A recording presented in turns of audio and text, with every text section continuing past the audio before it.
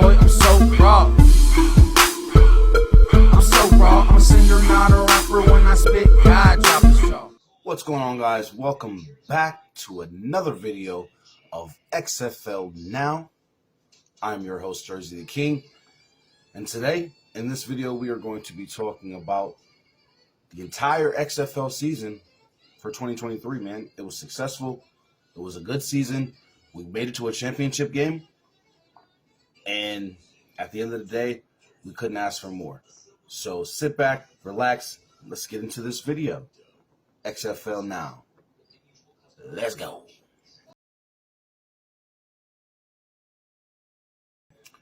All right, so with the season being over with and we crowned an XFL champion, I say that the 2023 XFL 3.0 season has been a success.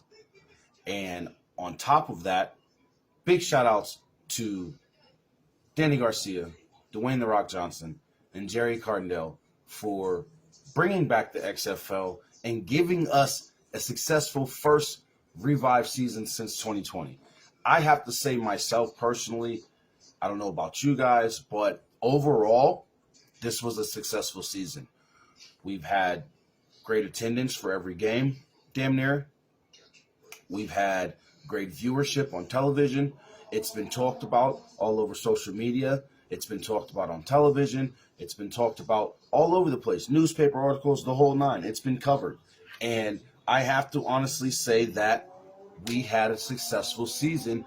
And to know that tickets are on sale now for the 2024 XFL season,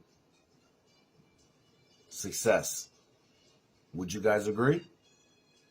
I'd say so, because at the end of the day, like I said, man, you had a successful season regardless of how you want to look at it. We made it to a championship game and had a successful championship game on top of that, and an underdog won. So I could care less what anybody says, oh, the game was rigged and this, that, and third. I don't believe it. Back in 07, 17-0, undefeated New England Patriots lost to a 9-7 Giants team. Just saying. So it's about the underdog wanting it more, and that's what happened. Plain and simple. The Arlington Renegades, congratulations to you guys. Luis Perez getting traded in Week 7 to Arlington from Vegas, starting on a whole new roster for him. You know what I mean? Having to learn a whole new playbook, having to mesh with a whole new group of guys, having to learn a whole new play call set from a whole new coaching staff, the whole nine. And came in there and led his team not only to the South Division Championship and played his ass off in the South Division Championship, but also led his team to the XFL Championship and won. Played a flawless game, aside from the one interception, I believe, that he had last night, man. But the game was pretty much flawless on his part. He did his damn job. He led his team. He kept them pumped the whole game. He did what a leader is supposed to do, and he commanded his team all the way to a championship, man. So you got to just give him props, man, for that. So big shout out to Luis Perez and the Arlington Renegades for the 2023 XFL Championship. Now, let's rewind and go back to Week 1. Okay? Now, y'all know it's 420 friendly around here. Now, Week 1, everyone was pumped. Everyone's excited. You know what I mean? It's the first week of the season, new owners, new team as far as Vegas and San Antonio, new teams, and new talent for a lot of people that aren't familiar with some of these players that were in the league this year, and some familiar faces for former NFL players who played in the XFL this season. Now, I can honestly say from Week 1, it was lit. Okay? From Week 1, it was lit. Listen, let's go over these scores. All right? Now, you got the first game, which was my Vegas Vipers, yes, I am a Vegas Vipers fan, against the Arlington Renegades, the 2023 champions. Now, this game was a little crazy for me because at the beginning of the game, Arlington couldn't get it together like that. Vegas went into halftime with at least a double-digit lead, I believe, if I'm not mistaken, right? And with that, you would think, okay, Vegas is about to just cruise to a victory. Okay. They just moved from Tampa Bay from the 2020 season. You know what I mean? Come to Vegas, gonna get your first win, in your new home field and all that good stuff. No, sir. No, sir. Arlington came storming back, and at this time, Luis Perez was on Vegas, and he was the starting quarterback for Vegas at the time. So this is what makes this matchup interesting at the end of the season, because in week 7 he gets traded.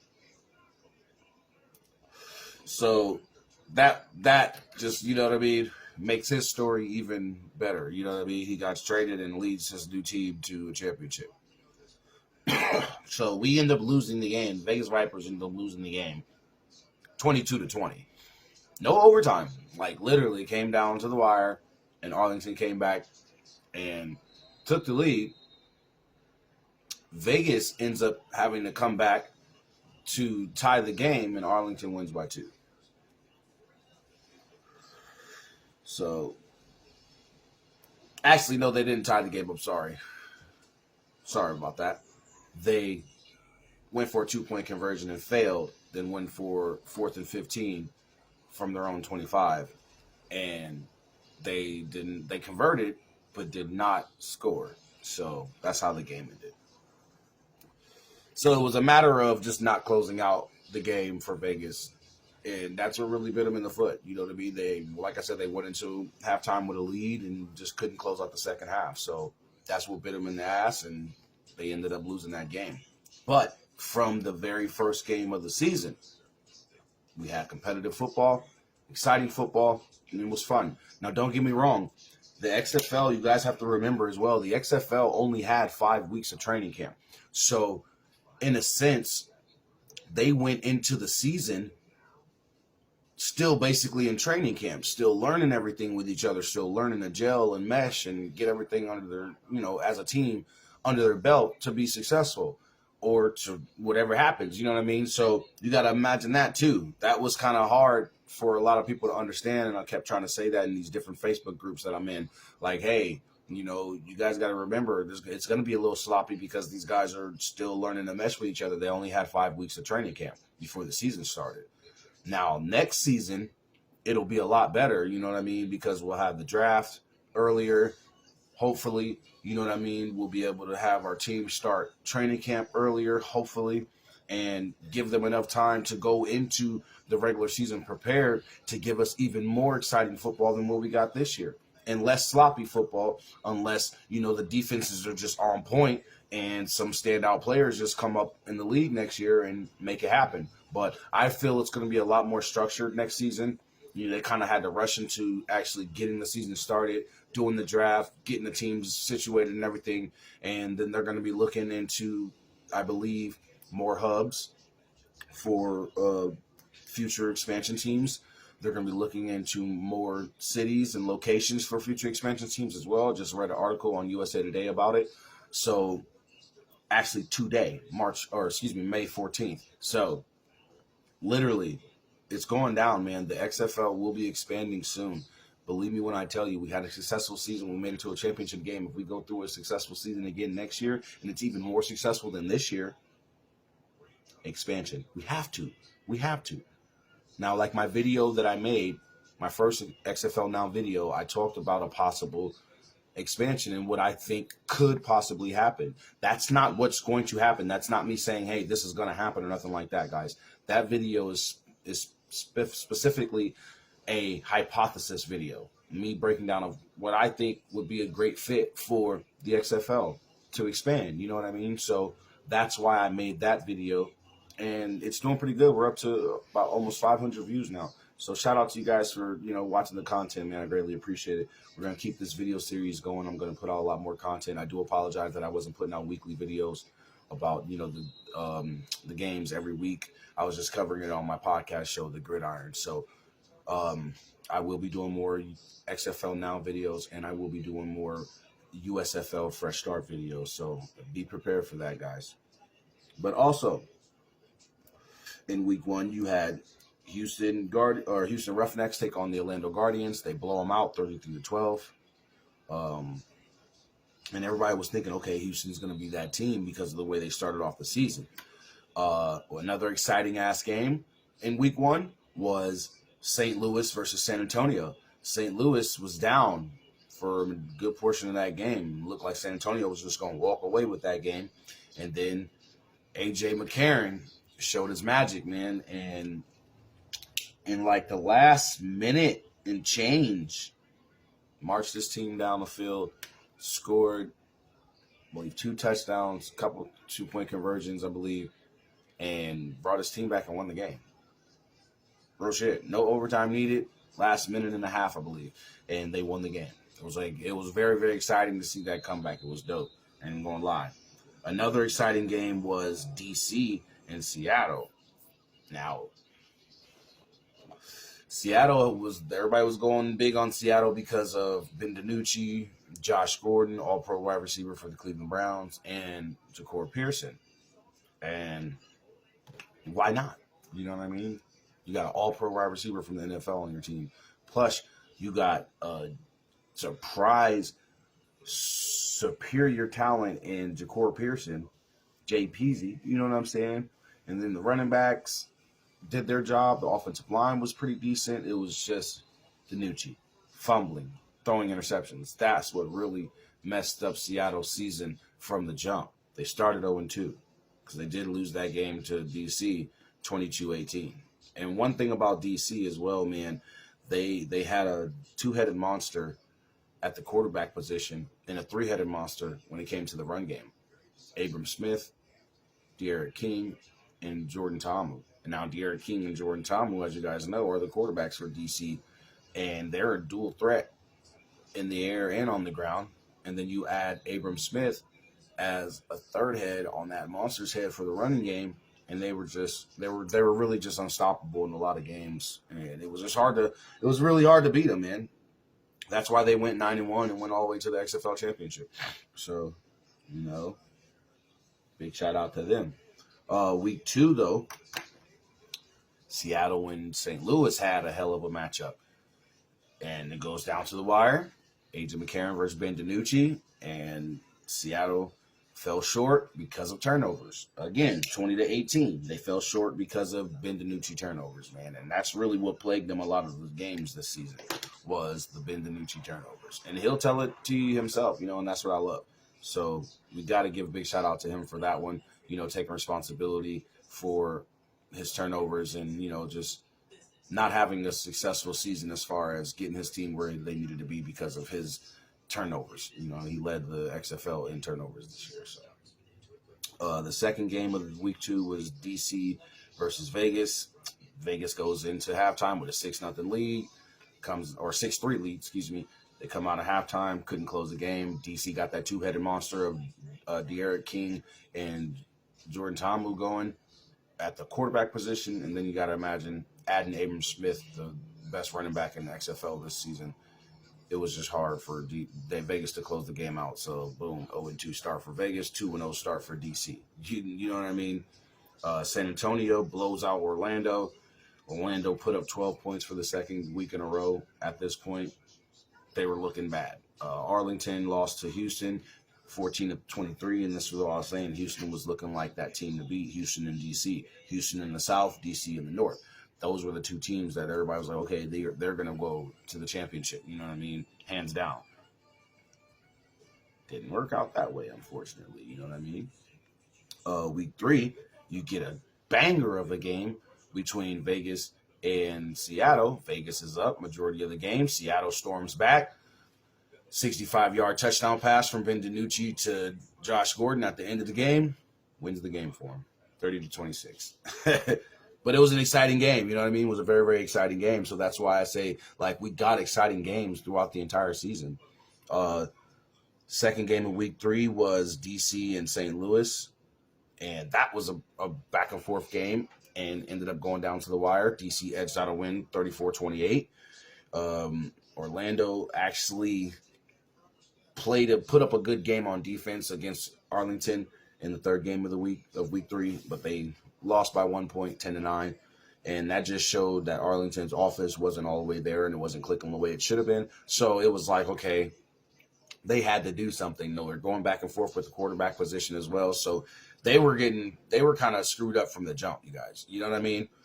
San Antonio played Houston that week, and Houston went 3-0 by defeating them 22-13. That was a very, very good game. The throwdown into the Texas Throwdown, they call it. And like I said, it was just an exciting game. We got exciting games every week. Then you get into week 4, and this is why I say Houston was the favorite in the South. 44-16 blowout against Orlando. 44-16, guys. Blew them out. Everybody's like, Houston's the team to beat in the South. Then you get an exciting game against Seattle and San Antonio. Defensive game. Again, Ben DiNucci with turnovers, but Seattle comes out with their first win of the season at this point. And they win 15-6. Arlington played St. Louis that week. And St. Louis at home, Battle Dome rocking, going crazy. They get the victory 24-11 against Arlington. And like I said, at this time, Arlington's having issues with their quarterback already, putting up points on offense. You know, they're barely even scoring points. So it was like, okay, what's going on? But they were second in the South. Now you get Vegas and DC again for the second time, you know, North Division matchup. And this game was somewhat similar to the first game. Vegas coming out with a lead. Then it was back and forth somewhat with DC and Vegas going back and forth scoring. And then DC just edged it out. It was like they just took over in the second half, mainly the fourth quarter, and put Vegas to sleep. You know, and they go 4-0, start their season off 4-0. You're thinking, okay, DC's the favorite in the North, which they were. And they played like it the whole season except one game. Now, in week 5, you get Houston versus Seattle. And this was a game that everybody had Houston as the favorite to win. And Seattle actually edged out a victory 21-14. So that gave Houston his first loss, but still they're favored in the South because of the records of the other teams at the time. You know what I mean? Then you get DC versus St. Louis for the second time. St. Louis loses 28-20, but it was a good game, exciting game, tough game for both teams. Both teams played well on offense and defense, and you just had to give it to them. But like I said, the excitement was there. You know what I mean? Excuse me. Next game was Vegas versus Orlando. This was a crazy game because Vegas was leading the game. Orlando storms back. They sit Paxton Lynch down and put Quentin Dormady in, and this is when Quentin Dormady showed that he should have been the starting quarterback for Orlando. And Vegas actually edged out their first win, 35-32, in a crazy-ass ending. They had the ball with the lead, and they passed the ball in the red zone instead of just kneeling it, you know what I mean, or running the ball and running out the clock. And they almost lost the game. So it was a crazy ending, man, but it was exciting. You know what I mean? That's the love of football, man. That's what we loved about the XFL this season, man. It just gave us so much excitement. And it's like we had a bunch of head-scratching moments as well, too. So that's what you love about the game of football, though. You know what I mean? Especially for a spring league, to be able to give us that excitement, too. It was just an awesome experience, and I'm so happy that I was able to cover it this year. And I'm going to be going to all the games next year, all the home games for the Vegas Vipers next year. I'll be getting my tickets here next week and buying all my tickets for the home games next year for the Vegas Vipers. And I will be covering the games on my podcast show, The Gridiron. So you guys be ready for that, man. 2024 season is going to be lit.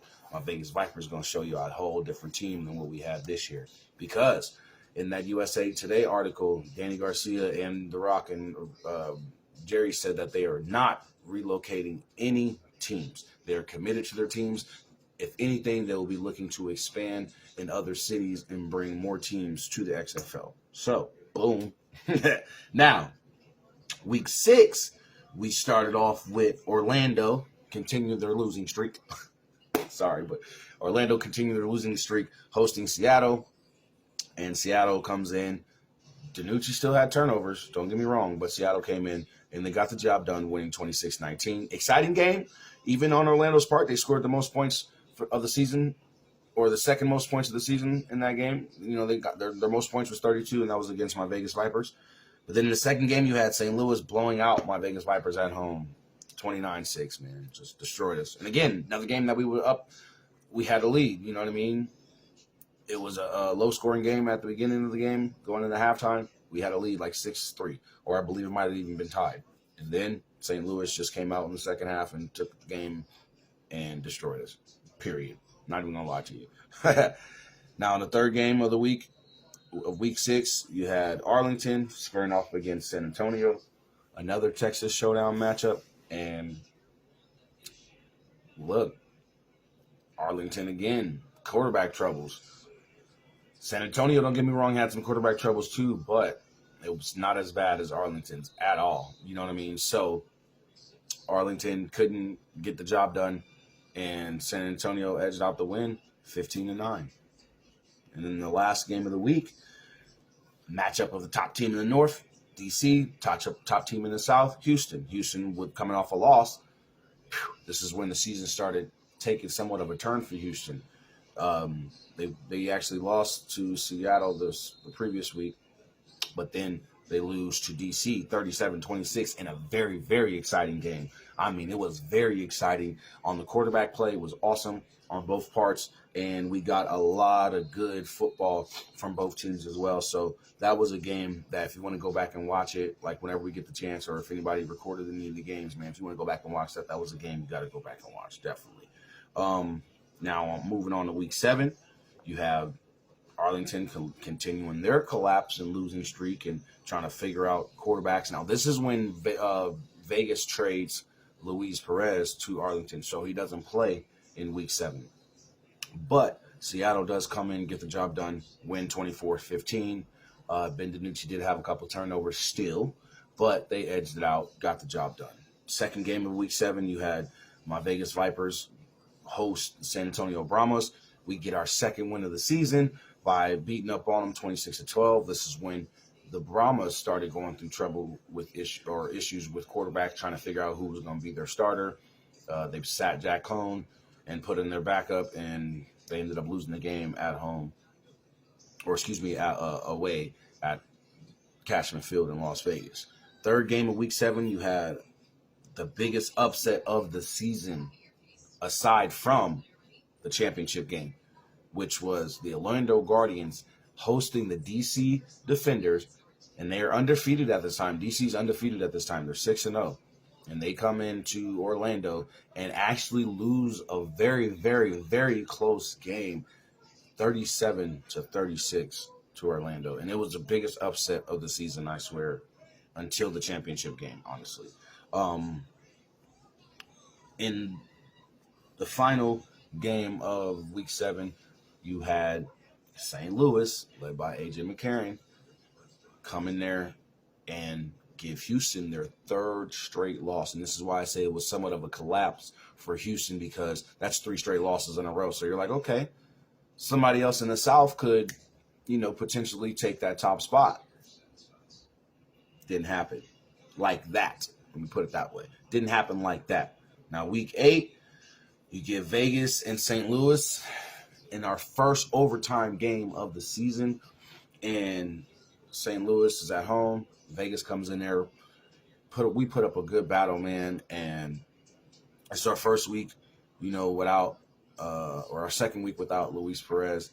And it showed a little bit, but St. Louis edged out the victory in overtime, 21-17. We did come back in that game, though. I do give them that. In week 8, game 2, you had Arlington getting their winning streak back on track a little bit, beating Orlando 18-16. Then you got San Antonio and Houston in a rematch, and Houston edged it out 17-15. Another exciting game that went into overtime in the same week, I believe, was let me make sure.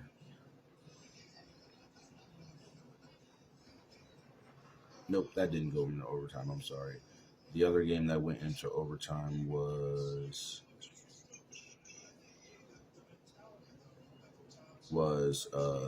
San Antonio and Houston. That was the other overtime game. It was San Antonio and Houston. Yeah.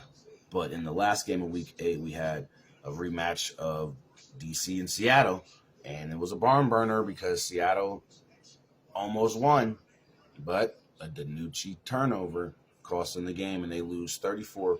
It was a close game. It was exciting, but again, DiNucci with the turnover. And then in Week 9, you get Vegas going to Houston.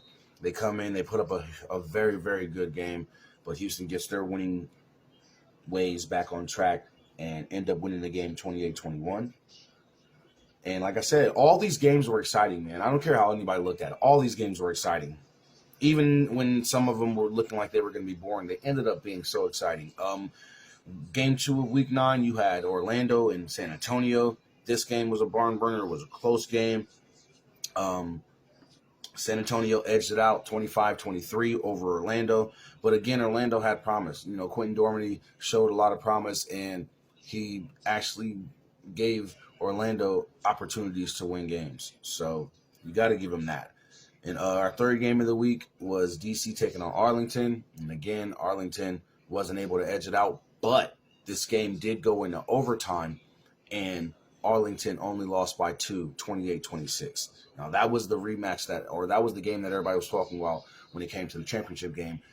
How was the rematch going to play out? You know what I mean? And we see how it played out for everybody who does watch XFL football. And then in the last game of Week 9, Game 4, we had a rematch between Seattle and St. Louis. And now this time, Seattle comes into St. Louis and puts a hurting on St. Louis. I mean, they put a hurting on them and beat them up 30-12. So DiNucci came in there. He played an excellent game that game and actually did a hell of a job. In Week 10, though, St. Louis comes back and first game of the week blows out Orlando 53-28. They had to put up a lot of points with the playoff race with Seattle, and they put up a lot of points, but it just wasn't enough to get them into the playoffs, which we think a lot of us fans think was unfair, and we hope that they change up the playoff style next year so that more teams get a chance to make it into the playoffs. But they did blow them out 53-28. In Game 2, we had another close game. DC started showing something. I don't know what it was, but they just started showing some weaknesses later on in the season, and they won a close one in San Antonio, 29-28 over the Brahmas. But it was a close game. It was a tough game. Jack Cohn came back in and showed that he deserved the starting position for San Antonio, and he ended the season as a starting quarterback. But in that game, DC did edge out the win.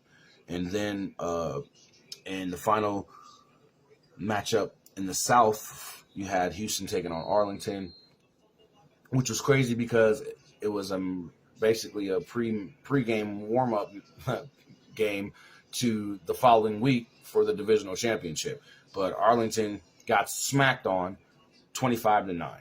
And Luis Perez did play in that game, but it was just one of those games where everybody wasn't on the same page and they got beat on. And so did my Vegas Vipers in Game 4 of Week 10, the final week of the regular season of the XFL, 28-9, because Seattle knew that they had to put up points to win and keep us from scoring a certain amount of points, and they did that. They won 28-9, made it to the playoffs, and finished the season off with a good record, man, and with a winning record, and it was just a good season overall. Now you get the division championships. You had Arlington in a rematch against Houston.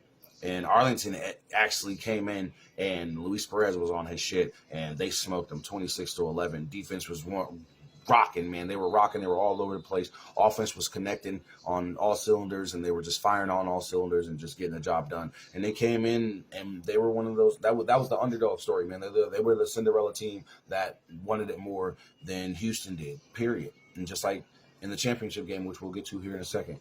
They wanted it more, plain and simple. Now, in the divisional championship for the North, you had DC and Seattle. And again, it came down to turnovers by Ben DiNucci and the Seattle Sea Dragons. Period. It came down to just straight up turnovers. That's all we can say, man. Ben DiNucci and the turnovers, man. So that's basically all it was, and really what cost them the game. And DC went on to win the North Division Championship 37-21 to play Arlington in the championship game. And then last night, Saturday, May 13th, in San Antonio, Texas, in the Alamo Dome, you got to see an awesome performance by Luis Perez and the Arlington Renegades taking on the DC Defenders, and they just put a hurting on them, and they beat them. The best team won. Not even going to lie. The best team won 35-26. It was a very exciting game. Arlington deserved it. Luis Perez deserved the MVP award, and that's all I got to say. And so with that, in season review, I feel with all the excitement, with all the attendance records we had, with the beer snake, the lemons, the fans in general, the transparency, everything about the XFL this season showed success. And the fact that we have tickets on sale right now for the 2024 season shows you success. I'm loving it, man. What do you guys think? You tell me in the comments. Let me know how you feel. Let me know if you think that this season was a success as well. Let me know if you feel that expansion is in our future, especially if next season there is a successful season again and numbers grow even more. I want to hear from you guys. Again, this is your boy Jersey the King. This is XFL Now. I love you guys. Until the next video, peace out. I'm so raw. Yeah, boy, I'm so raw.